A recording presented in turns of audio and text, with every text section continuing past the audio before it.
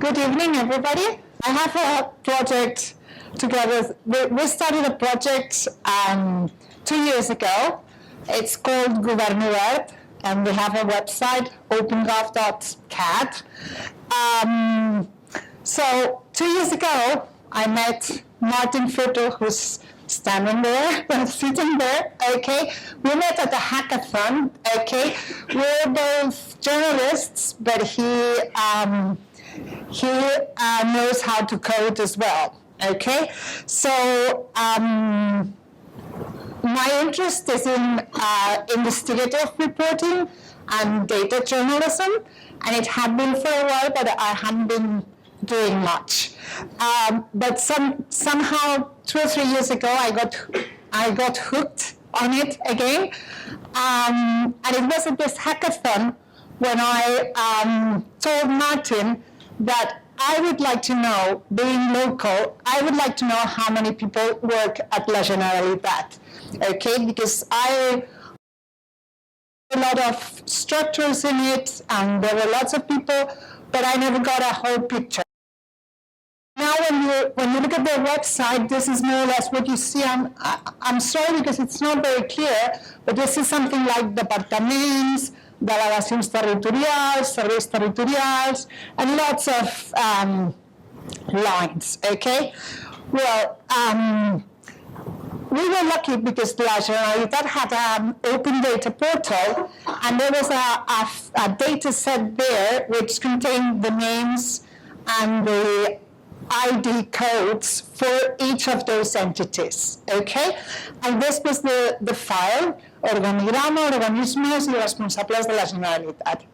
So we found out about it with Martin, and because he knows about the magic of coding, okay, from that data set, he produced this wonderful data visualizations of the governments. Each of these little ball that you see here, each of these nodes is an entity. And if you go on our website, you can see that they open and open and open and open and open again up to 7 times, okay?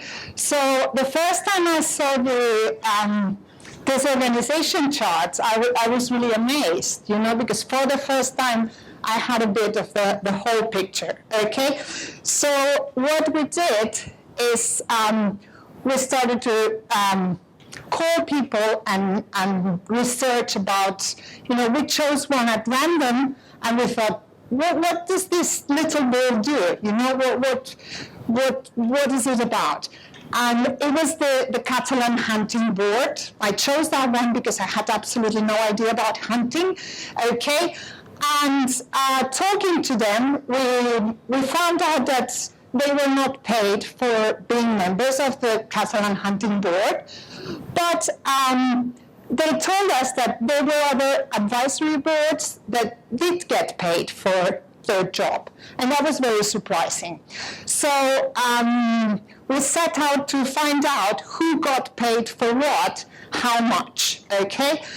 And we found a document that said that some people at the Generalitat got paid 627 euros to attend the meeting, which we found was a bit surprising, being, you know, because our interprofessional minimum salary is 645 euros. So we thought that, you know, they were public servants, they already got a nice salary, okay? And so we found that 627 to attend the meeting, you know, maybe it was a bit strange anyway. So we were very lucky because while we were looking for this document, La Generalitat opened their transparency portal. Okay, it's transparencia.gen.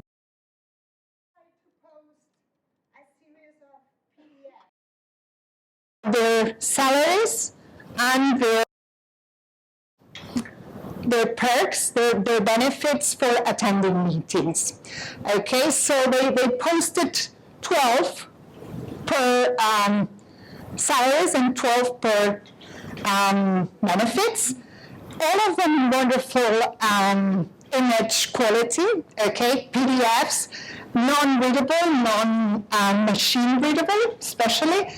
So we had to use optical character recognition, and we had the help of some wonderful programmers who are here. Some of them are here. Joanna, I don't know where you are, but you're there. Okay, thank you, because we ran a few hackathons, and very capable people helped us interpret this. So in the end, we put it in an Excel file. I wanted to show you the yellow part of it, okay, because it was a photograph of a yellow PDF. Anyway, the whole thing ended up in a report that we published in this digital magazine, Critic, and we added the whole thing, and 1.7 million of La Generalitat budget went to pay people to attend meetings. We even had an interactive chart. Again, Martin's coding skills were very good here, where you could see, how much they got for attending meetings, how many meetings they attended, and what the increase in their salary was. For the first person, Secretari de Infraestructuras y Movilidad, the increase in his salary was 30%, which is a nice increase, I guess. So we became more and more curious about La Generalitat and what was going on in there, and who was doing what, and how much they were getting for it. Okay, so again, Martin, he invented this gadget, this tool called the seismometer. Okay, now what does the seismometer do? The seismometer even has an API, okay, which is on our website. So what does the seismometer do? Well, it records daily changes in all these nodes. So there are 4 different changes that we register.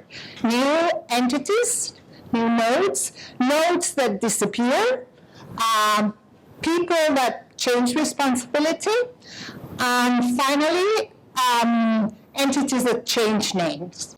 So this was all going very well. We, even after 2 years of being just Martin and me on this project, we're very happy, because for the last 2 months, other people have joined our team, and this is what we would like to do, okay? It's not in there yet. So something like last week, there were 18 changes in the Catalan government. There are now 8,632. That's an approximate number. There were about 8,000 units, okay? And then we were planning to have each of the departments and their budget and how many nodes there are in each department, right? But oh my God, what happened? We were using an open data file, which was published daily on this open data portal. And then last March, something went wrong. The seismometer stopped working. And when we looked at it, we saw there had been a change in the URL. So we thought, oh, okay, it's the URL, no problem. So Martin fixed it, and we thought, yeah, it's going to work again. But 2 days later, it stopped working again. And this time it was serious, because the open data file wasn't being updated. Okay, they stopped updating it. So we contacted them, and they said, well, we have changed our server, and that's why we can't produce this file anymore. We're working on it. We will let you know when it's back. So a week later, we contacted them again. We said, it's not back yet. On their last message, they said, well, we are considering unpublishing it. We will let you know when it's back, okay?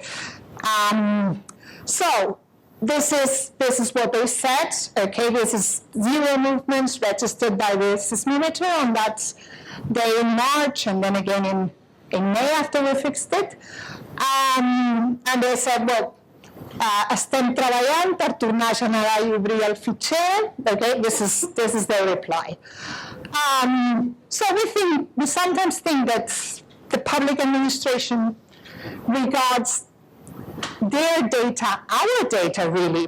So I'm just going to tell you about other examples why I think that sometimes they believe it's their treasure and it shouldn't be like that, okay?